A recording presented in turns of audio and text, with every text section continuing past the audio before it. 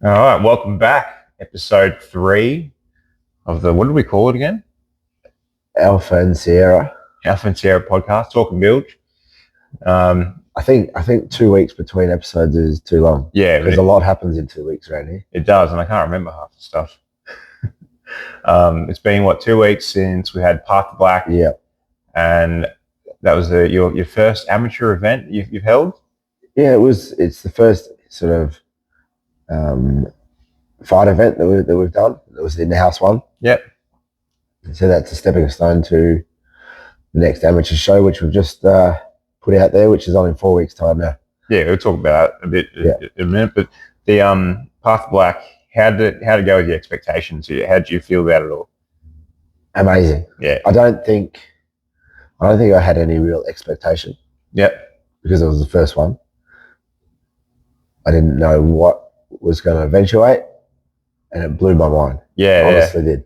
Yeah, me too. I remember standing up on top of the top level, and looking out the front, wondering if there's anyone arriving or anything, because we're all sitting there in the gym still, just getting ready. I look out and there's people lined up. Yeah, this is sick. Yeah. It was awesome. Yeah, no, it was a good feeling. It surpassed any sort of ideas or expectation that I may have had.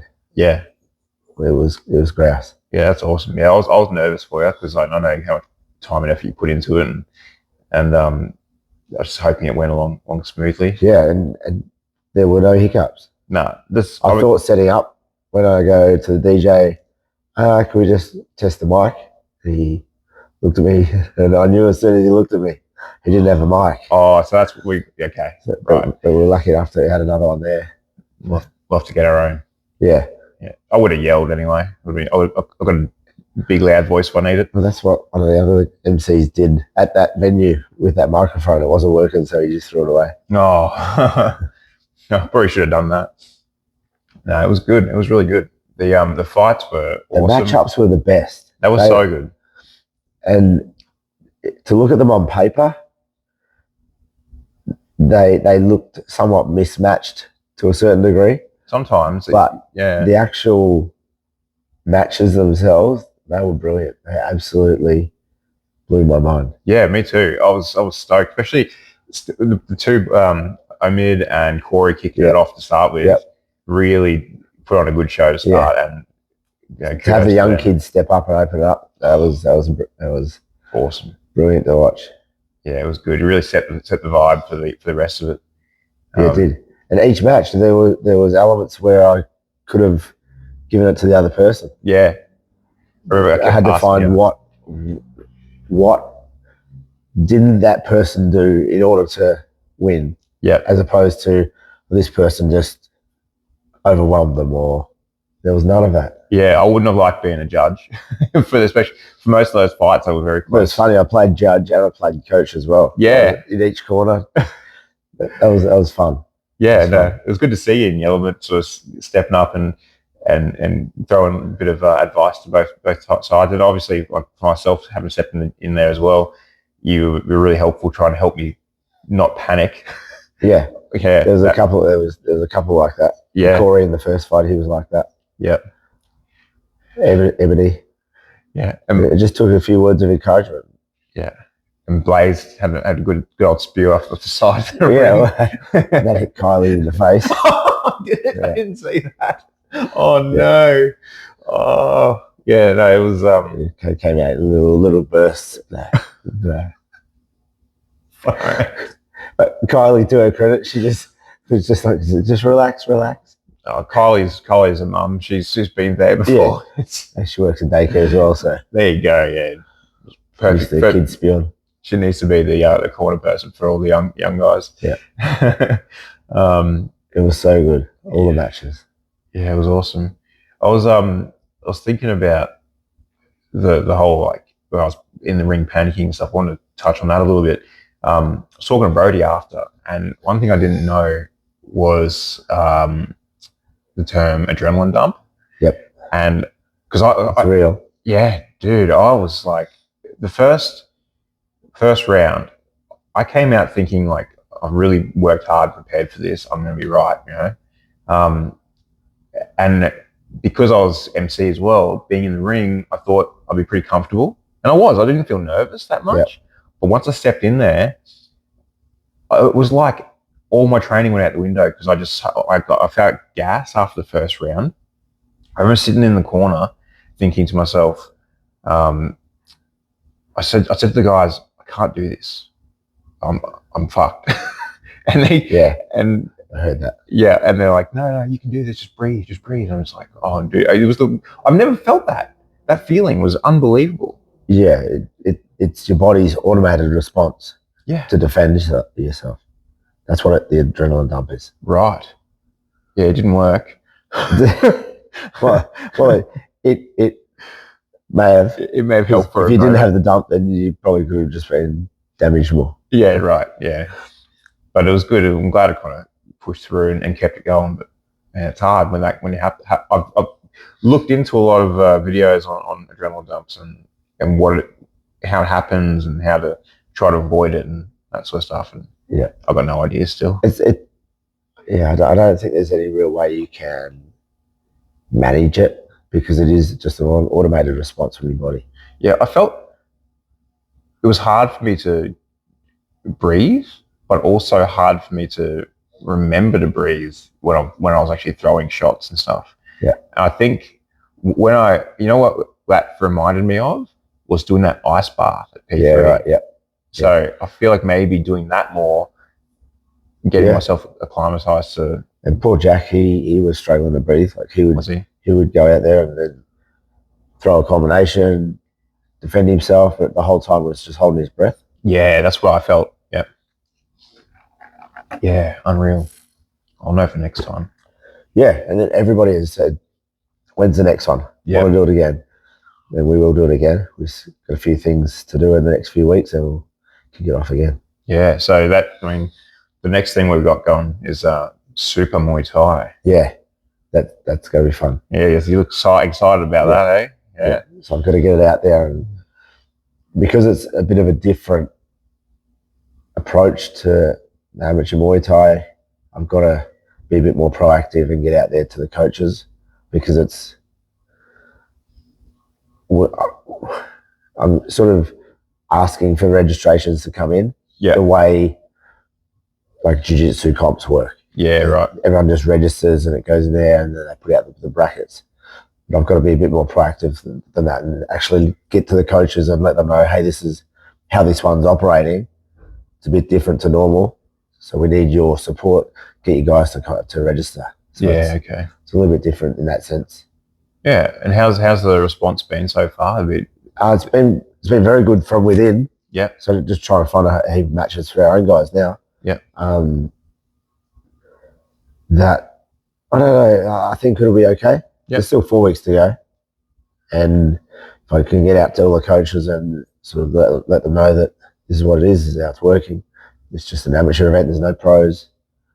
There's more experience for you guys. Yeah. And I don't know. I've seen a couple of posts about it. I don't know if it's the rules or there's something. What's different about SUPA Muay Thai? Do you think then?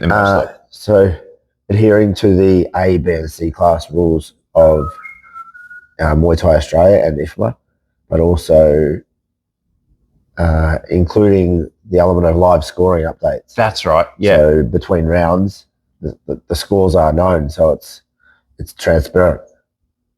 Yeah. So after round 1, all right, red corner got 10, blue corner got 9. After round 2, blue corner got 10, red corner got 9. So it's 1 round each. You got to fight to win this round. Yeah. It's do or die sort of thing. Or you go the other way, red corner got 10-9, red corner got 10-9, blue, you got to win by knockout or stoppage. Yeah, right.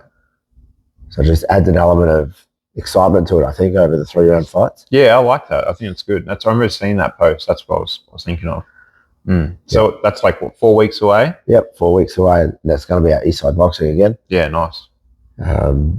So if anybody wants to register, they can just jump online and register that way. Obviously, talk to coaches first, get their support, and then we can get in there. Yeah, awesome. Yeah, I'm keen. I sadly won't be here that day, but it'll be I'll be watching it for sure. Yeah, so it's going to be live streamed as well through Smooth Comp. Brilliant little software that is. Yeah, it'd be good to get, once we get the matchups and everything sorted and get the brackets done, we'll be able to. I think most of it is, well, the key to it is getting the concept out there. Yeah. Because it's new, it's the first one. I haven't been around Queensland for too long. I've got to be more proactive in getting out there, I think. So that's what I have to do. Yeah, sounds good. Yeah, it's going to be good. And it's not just a one-off either. We've got 2 this year, and then we're going to have 6 next year. Okay. So the actual process of it is throughout the year, the athletes earn points throughout their matches. So if they win, they get 3. They lose, they get 1. They draw, they get 2. And over the year, each fighter accumulates points, or each gym accumulates points. Yeah. And at the end, we have the Super Cup champion, which is a gym, not a person. Yeah, so it's like so you earn points for your gym. Yeah, that's awesome. Just trying to get a little bit more inclusive and community, and just everyone getting involved. Maybe make it a little bit more wholesome. You know, to me that feels like you're going to have, it reminds me of when we did the Path to Black training, when we had our teams together, all training together, and that sort of camaraderie and stuff. And I look forward to seeing how that goes for the other gyms as well, because I hope that they get that same feeling. It was awesome. So that'd be great. And there's lots of gyms around. It's just a matter of getting them out there and into the ring. Putting next year's dates out there soon will be a step in the right direction, I think, as well. So then they know, all right, we've got these 6 events. Yeah. Save those dates. And once you get that first one under your belt too, people will start to see it. Yeah, and there's hundreds of amateurs in Queensland. Yeah. Hundreds. And I just want to provide opportunities for them to get competition. Yeah, and like you said to me before as well, it's not far away. There's the Olympics, with the Muay Thai is going to be there, and it is not far away at all. So, and this is the rule sets they're going to compete under if they want to compete at the Olympics. Yeah. So that is another driving force behind SUPA. Yeah, because there's not a ton of stepping stones and stuff for amateur Muay Thai, and especially in Queensland. Like there's a bit, but it'd be nice to have more options. And yeah, well, if you want to compete in Muay Thai in Queensland, it's changing a little bit now, and hopefully SUPA is a big change to that. At the moment, you've got to compete on the pro shows. Yeah.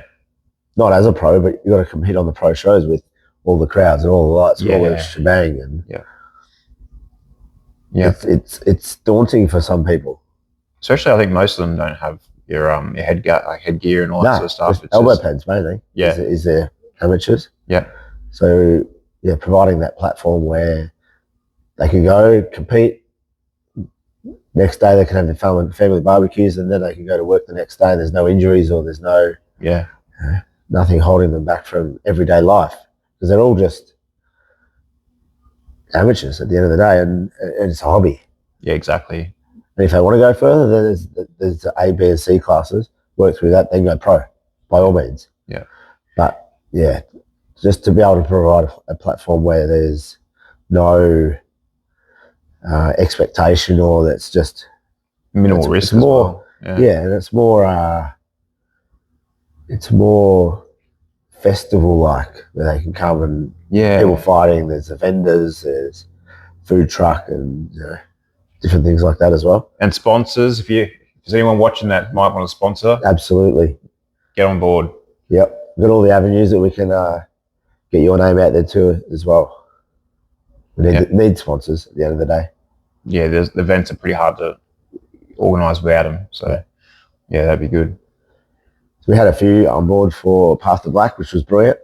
And we're going to see if they want to go that step further with us and move forward. And that's what SUPA is doing as well. So we've had the DJ. He's going to come along and get involved in the SUPA ones as well. Nice. The Trimedium, who did all the videography, he's coming along for the ride as well. Beautiful. Yeah. So it's a collective group effort. Yeah. It's not just one person or anything that does it. That Path to Black video I've watched for about 20 times. just over and over again. It. It was sick. How good. Yeah, I loved it. It was so good. And it captures all of the fun emotions. Yeah. And the camaraderie. Yeah, it was sick. Especially he got captures of the guys and girls as they got out of the ring and some comments there.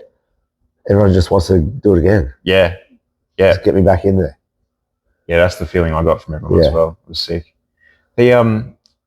Just remind me that same weekend there was a couple of big fights on, and I'm pretty sad because both the fighters that I was hoping would win lost. We had Liam Harrison. And who got 2 from 2? Yeah, you did. All right. Yep. Yeah. I mean, I did call a second round knockout for Harrison's fight. It just didn't go the right way. That was sad to see him retire, but he's had an amazing career. And Superlek.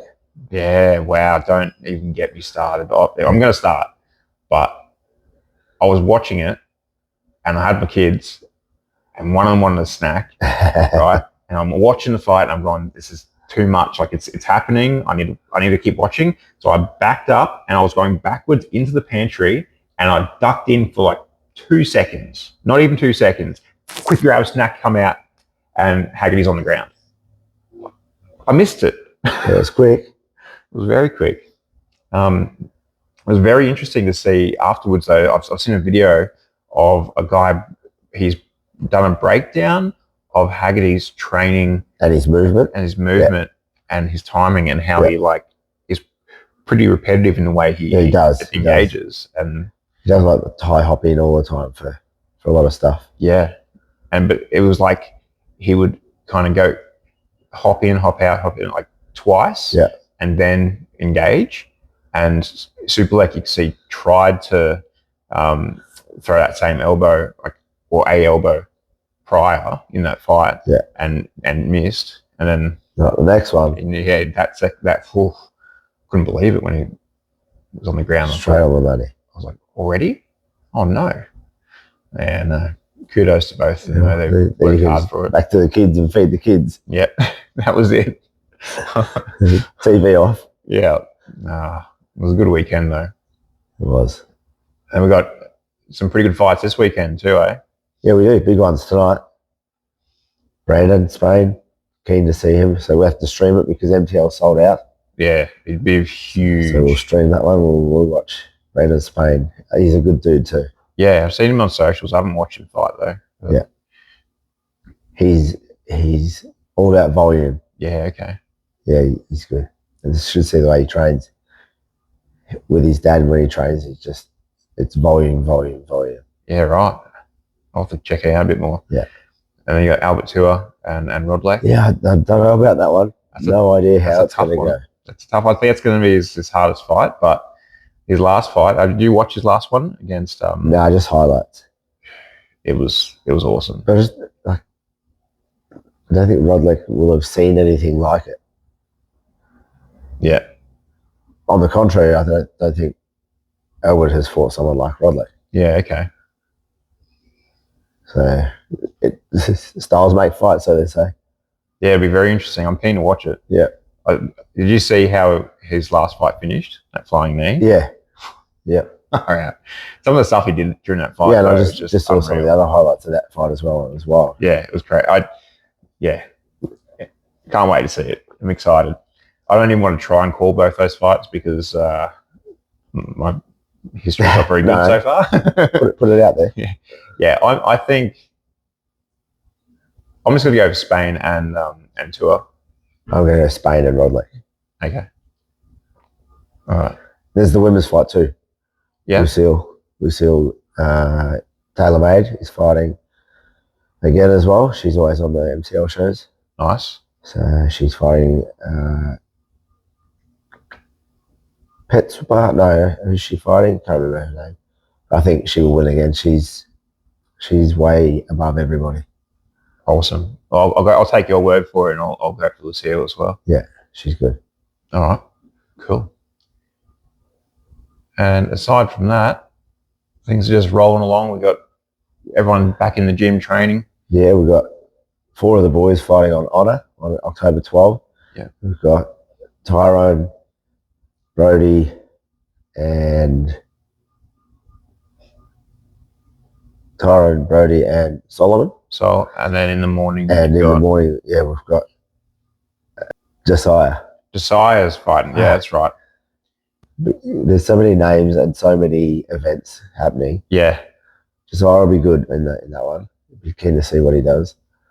He stepped up against Solomon. Yeah, that was a good fight. On Path to Black. Yeah. Well, should I say, Solomon stepped in on an hour's notice to be involved in that one. That's definitely his shtick, coming off his 12-hour shift at work. Unreal. Yeah. And good on him. So those four will be fighting on honour.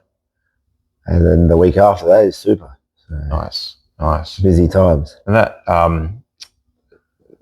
Sol's fight, that's his first pro fight, he said. Is that right? Yeah. Yeah. It's exciting. Nice. Yeah. And they're training hard too. And it's good when everyone's working towards the same date. Yeah, beauty. They just align with each other. So it's good. They're all kind of bounce off each other a bit. Yeah. How's Ty been after his mishap? Yeah, he's doing all right. Yeah. Doing all right. Yeah. His hand's Scorpion. pretty much better. He started to use it. Yeah. He put a nail through his hand. With a nail gun. I call him Scorpion now. So he's like, like Mortal Kombat. Yeah. But anyway. That's one for all the nerds out there. And we're all nerds. I couldn't believe it recently in the gym chat. Everyone started talking about Warhammer and games and stuff. I remember when I first... One Piece? Yeah, dude. When I first signed up here, I walked in the door and I'm thinking, I don't know if I'm going to fit in. I was worried about everything, because I play a lot of games and a lot of content and everything.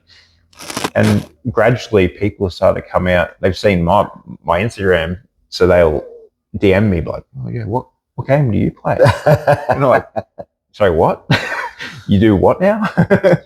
And maybe we can set up a night where everyone just jumps on at the same time. Yeah. Well, me and Jimmy are going to go play Fortnite. So I can do that at home too. Yeah, so I was saying to him we should get a squad together. Yeah. And you might be keen. Yeah. And we can get the kids on it too. Get Benny in as well. Yeah, that'd be good. So we've just started to organise that. Couldn't believe it. So we're all just big nerds, really, that they enjoy fighting and training together. Yeah, which is awesome. But misfits. Yeah, that's right.